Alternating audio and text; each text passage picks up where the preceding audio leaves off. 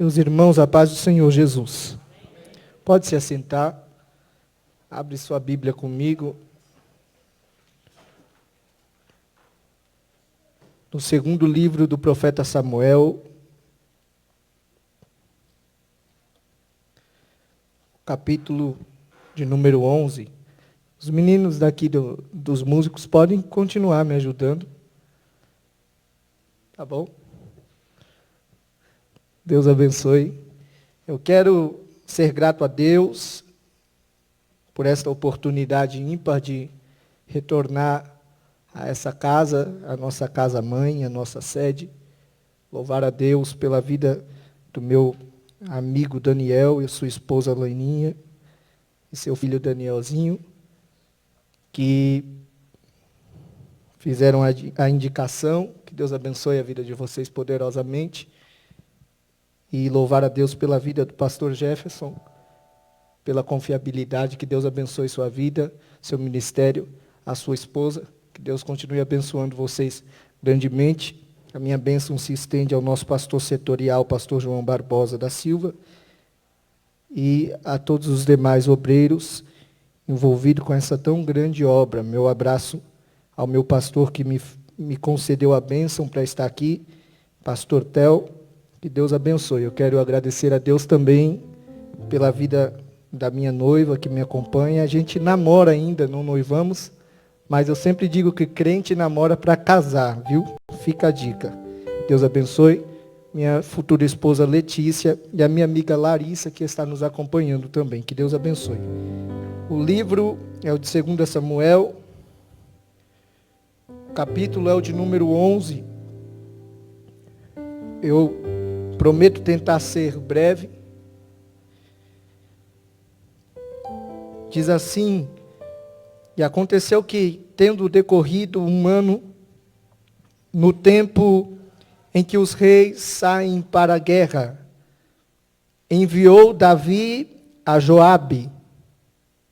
No tempo em que os reis saem para a guerra, enviou Davi a Joabe e a seus servos com ele, e a todo Israel, para que destruíssem os filhos de Amon e cercassem Rabá.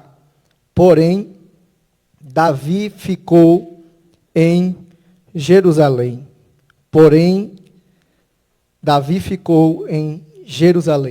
Meus irmãos, desde o início da história dos hebreus, a nação de Israel nunca tinha antes recebido um homem como rei. Deus governava absolutamente sobre a nação de Israel. Apesar de Deus ter separado líderes, juízes, profetas, sacerdotes, para guiar, orientar, conquistar terras, para ajudar no auxílio de um culto a Deus. Deus abençoe. Deus não tinha ainda separado um homem para ser rei em Israel, porque Deus governava absolutamente sobre Israel. Deus, Ele sempre cuidou do povo de Israel. E quando nós falamos de líderes, juízes, profetas, sacerdotes da história da nação dos hebreus, nós temos na mente alguns nomes que vêm imediatamente à nossa lembrança, como por exemplo Moisés, Arão, Josué, como alguns dos juízes como Gideão, Débora e Baraque, e até mesmo o profeta Samuel. Só que, apesar de eles terem uma posição de destaque na história de Israel, até chegar o momento da vida de Samuel, Deus não tinha separado nenhum homem, Micael, para fazer a função, para exercer a função de rei em Israel. Embora ele tenha separado estes homens para fazer obras significativas na história da nação de Israel, em nenhum momento eles procuraram ou pediram para que Deus os ungisse a rei. Em nenhum momento esses líderes esses sacerdotes, esses profetas, esses juízes, pediram para Deus a honra de ser rei, porque eles tinham o temor e a sabedoria de reconhecer que Deus governava absolutamente e soberanamente sobre a nação de Israel. Porém, quando Samuel, o último juiz, envelhece, ele optou por dar seguimento ao julgamento do povo, botando seus 2 filhos para julgar Israel. Só que tem um problema, que enquanto ele faz essa escolha, as pessoas começam a perceber que os filhos de Samuel não julgam com justiça. Eles faziam barganha, eles eram avarentos, eles não julgavam da forma agradável a Deus. O que gerou uma certa indignação no povo de Israel, que foi até Samuel, e pediu para que ele distinguisse, escolhesse alguém em Israel para ser rei. E olha o detalhe que eles dizem assim: as nações circunvizinhas têm um rei, mas Israel não tem. Israel nunca teve um rei. Nós precisamos de um rei para julgar e para lutar as nossas guerras. Samuel, quando ouve aquilo, a Bíblia diz que sentiu seu coração triste. Não agradou a Samuel aquilo. Então Samuel foi consultar a Deus em oração. E a Bíblia diz que o coração de Deus estava ainda mais triste do que o de Samuel. Só que, mesmo estando triste, Deus disse a Samuel: Samuel, atenta para o pedido do povo, porque eles não rejeitaram a você, Samuel, eles rejeitaram a mim. Então Samuel vai com tristeza e aceita a petição do povo, e Deus coloca ali algumas exigências para que o povo tenha um rei. Ele explica todas essas exigências, ainda que tirasse muitos direitos do povo. O povo aceitou e insistiu, dizendo: nós precisamos de um rei, porque as nações circunvizinhas têm um rei.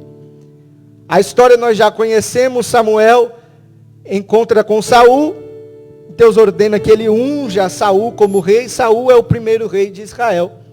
Só que durante a caminhada do reinado de Saul, Saul comete alguns erros que fez com que Deus buscasse em Israel um homem segundo o seu coração para governar a nação.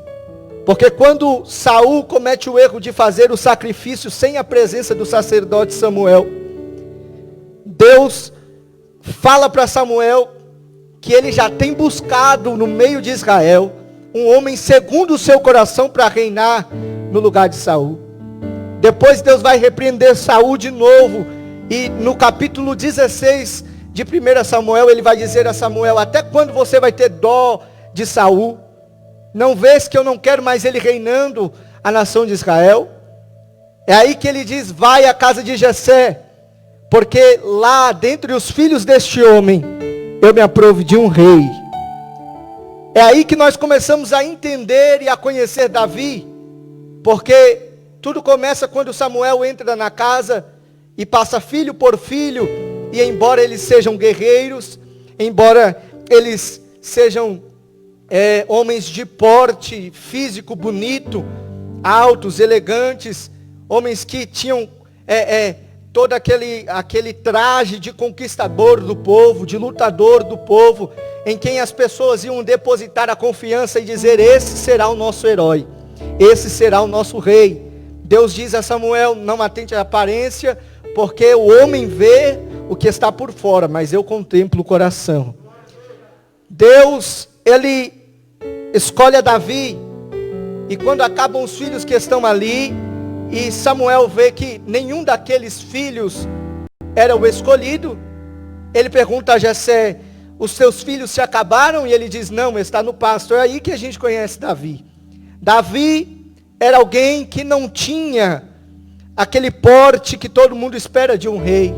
Não era alguém que impressionava a vista. Era um menino que era desprezado pela sua família.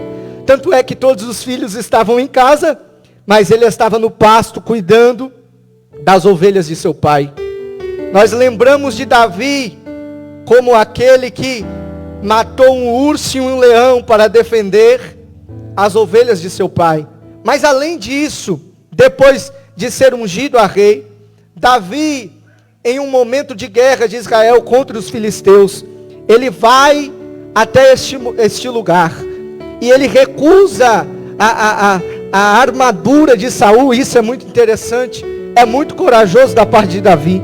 Recusou a armadura de Saul para lutar contra um gigante chamado Golias, com apenas uma funda e uma pedra, e o derrotou. Mas que ato de coragem, que ato de grandeza, que ato de bondade para o povo de Israel Davi fez. Davi não é só lembrado também como aquele que derrotou o gigante, mas Davi também é lembrado porque trouxe a arca da aliança de volta para Jerusalém. Davi fez a questão de trazer a presença de Deus de novo para dentro da cidade. Davi chegou em Jerusalém cantando, dançando, tanto é que a sua esposa o rejeitou por conta da sua adoração a Deus, pela alegria que ele estava sentindo em ter a presença de Deus novamente dentro da cidade. Além disso, nós damos um adjetivo muito poderoso a Davi. Quando nós lemos os salmos, nós o chamamos de salmista, por causa dos lindos louvores que Davi escreveu, tanto nas suas horas de alegria, como nas suas horas de angústia. Davi é um homem muito lembrado pelas coisas grandes e poderosas que fez para com o povo de Israel, em louvor a Deus. Porém, Davi também esteve em um momento em que ele fez uma decisão, e esta decisão fez com que Davi atingisse as consequências de muitas ruínas dentro da sua vida e da sua casa. Só que eu quero falar hoje, rapidamente, a respeito das decisões que Davi fez para chegar até a conclusão do pecado que ele cometeu, que é o adultério. Quando eu lembro da decisão de Davi, eu encontro pelo menos 3 características de uma síndrome de um rei negligente. A primeira característica é não cumprir com as suas obrigações quanto à posição que ocupa. Isso é muito forte, porque aplicando para as nossas vidas, todos nós temos uma posição, todos nós temos alguma função dentro da casa de Deus. Se a igreja de Cristo é um corpo, nenhum membro está ali por estar, está ali simplesmente esperando alguma coisa acontecer para ele funcionar. Não, todo membro do corpo de Cristo tem uma responsabilidade, todo membro do corpo de Cristo tem uma obrigação. Repare que o texto disse: aconteceu que tendo decorrido o ano, no tempo em que os reis costumavam sair para a guerra. E aí que eu encontro a obrigação de Davi, porque se os reis estavam indo e Davi era rei, era necessário que ele estivesse na guerra. Era comum para os reis. E o primeiro erro, a primeira característica desta síndrome da negligência de um guerreiro, de um rei que está em Davi, e eu espelho e vejo na igreja de Cristo, é justamente nós não cumprimos as obrigações quanto à posição que nós ocupamos. Nesse tempo de quarentena, a igreja de Deus, em parte, tem se levantado, como nós estamos fazendo aqui, cultos online, estamos fazendo campanhas para ajudar a sociedade, estamos distribuindo cesta básica, sim, mas há uma grande parte também que está se omitindo, e isso é um grande problema, porque a omissão de Davi foi algo que botou em risco a sua nação, foi algo que botou em risco o seu reinado, foi algo que botou em risco famílias, crianças, mulheres, pais de família. Davi não pôs em risco só a sua vida, como a sua casa, como aqueles que estavam no palácio e aqueles que estavam no campo de guerra. Davi escolheu ficar em casa e não cumprir com as suas obrigações, ou seja, ele deixou de fazer o que era comum. O primeiro detalhe que eu quero perguntar para você nesta noite é o seguinte: será que você tem deixado de fazer as coisas essenciais na vida de um cristão? A minha pergunta para você é: nessa quarentena, a desculpa para não orar é porque não está vindo ao culto? A desculpa para não ler a palavra é porque não está vindo ao culto? Ou porque simplesmente você liga o seu celular e tem alguém para pregar para você, mas a gente está abrindo mão do nosso devocional com Deus? E isso é coisa comum para o crente. O crente que é crente, é comum para ele orar, Jefferson. É comum para ele ler a palavra. É comum para ele jejuar. O problema é que se a gente falar que ficou 1 hora de joelhos orando no tempo de pandemia, alguém vai dizer que você é doido. Por quê? Porque as coisas mudaram. O comum hoje é Netflix, o comum hoje é Facebook, o comum hoje é Instagram. Mas eu tenho a palavra de Deus para você nesta noite. Deus veio te chamar para fazer o que é incomum para o mundo. Sabe por quê? Porque você é guerreiro de Deus, e nesta noite o Espírito Santo está aqui para te movimentar e dizer: ei, estou aqui para te lembrar, você tem uma obrigação, você tem um quarto de oração, você tem uma Bíblia para ler, e eu estou aqui para te falar: eu preciso de você, meu filho, eu preciso de você, minha filha. Nesta guerra a igreja não pode ficar sozinha. Oh!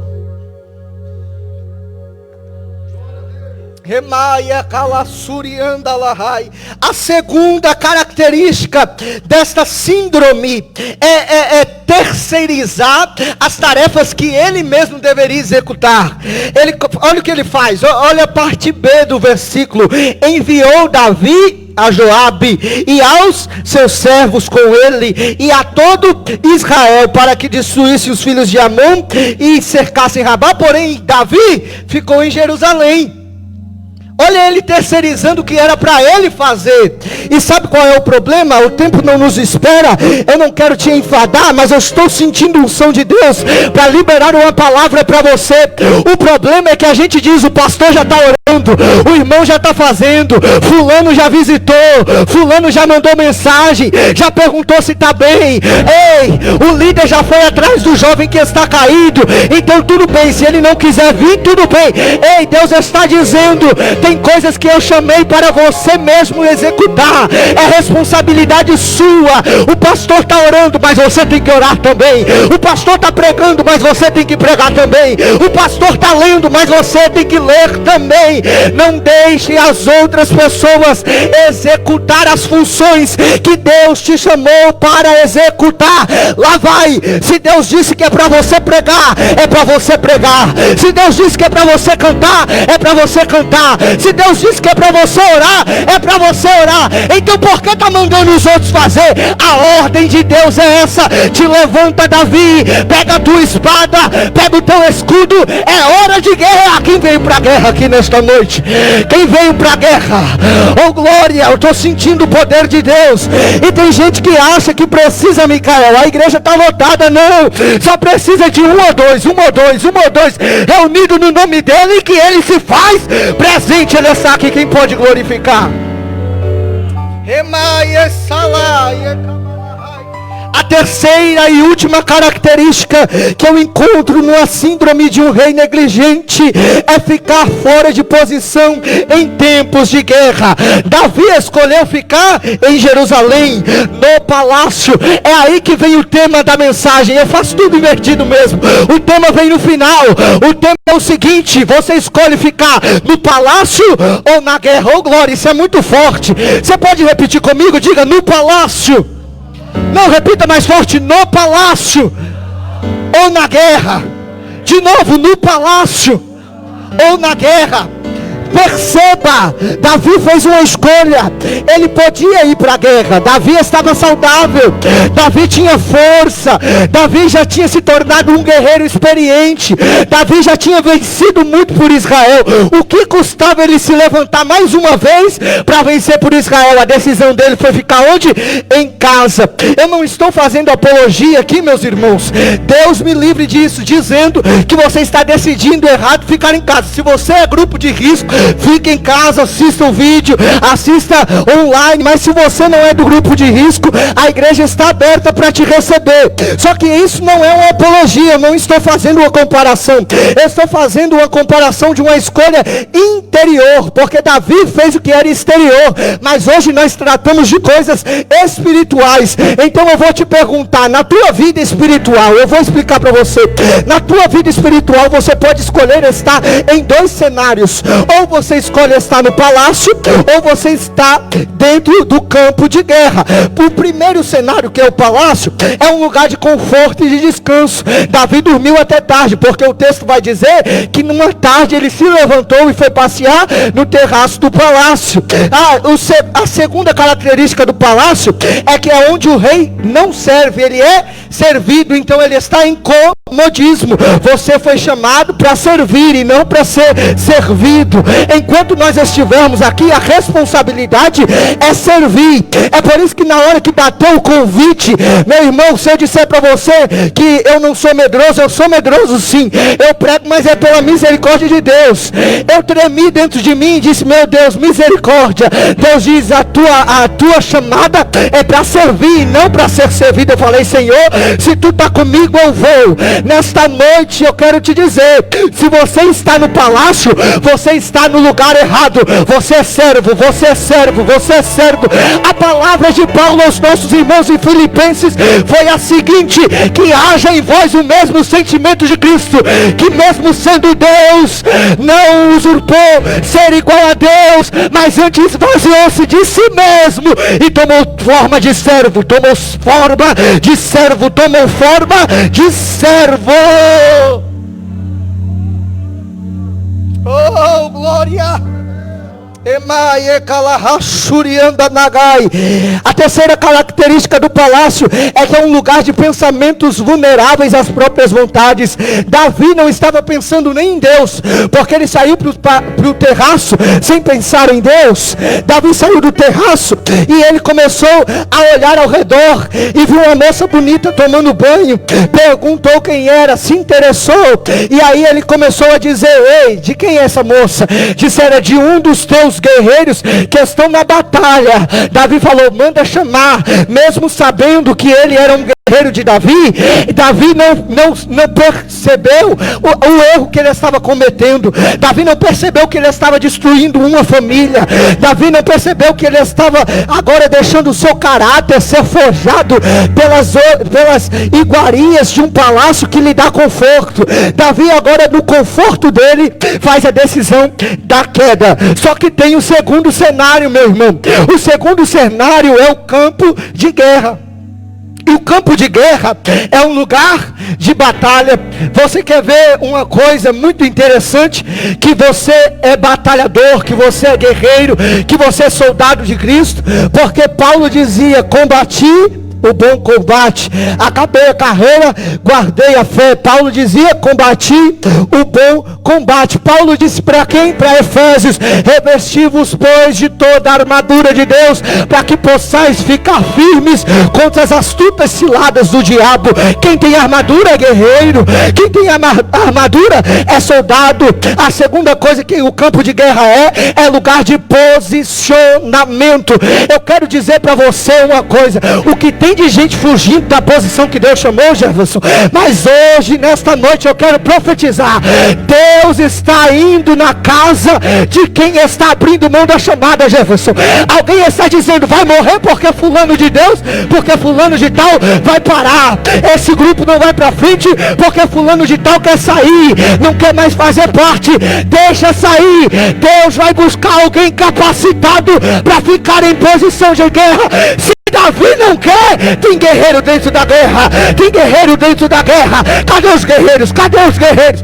Eu vim aqui para dar lugar para Deus. Oh.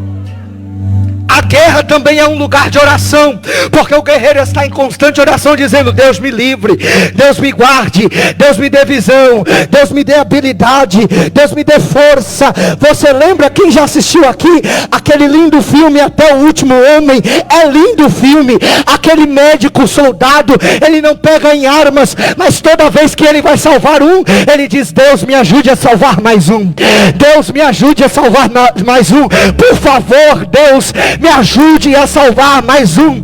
Eu quero pedir a Deus nesta noite: me ajude a salvar mais um. E você que está sendo alcançado por esta palavra, seja no Facebook ou seja aqui na igreja, o Espírito Santo de Deus vem neste momento e te chama para fora do palácio e diz: ei, o teu lugar é na guerra. Eu sinto saudade da tua oração, eu sinto saudade do teu louvor, eu sinto saudade do teu devocional comigo. Deus marcou um encontro aqui nesta noite para dizer: você não vai morrer no palácio, você vai voltar para guerrear, para guerrear, para guerrear. Iramalagará,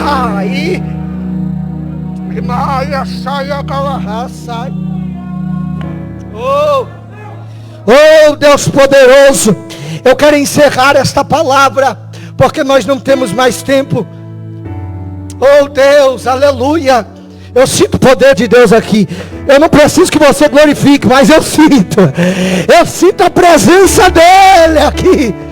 Glória, glória. Você pode tocar aquele hino, Ainda que a Figueira, de novo? Deus, vem cá cantar, meu filho, vem cá cantar, me ajuda em nome de Jesus. Glória, oh aleluia. Embora Davi seja um escolhido de Deus, ser escolhido e ser chamado não privou ele de pecar. Não, mas eu prego, não vou cair. Mas eu canto, mas eu sei tocar, mas eu sei fazer isso, não vou cair. Ei, quem te sustenta é a graça de Deus. Não diga isso não. Se Davi, que era homem segundo o coração de Deus, caiu, imagina nós que somos trapos de imundícia diante do Senhor com as nossas justiças, se não for a graça de Deus. E eu quero liberar uma coisa de Deus nesta noite: a graça de Deus te invade hoje, te visita hoje, te dá força hoje para guerrear um pouco mais, para lutar um pouco mais, para alcançar um pouco mais. Nesta noite você não vai morrer no palácio. Volta para a guerra. Quem pode adorar? Quem pode adorar? Volte a guerrear. Glória. Oh glória.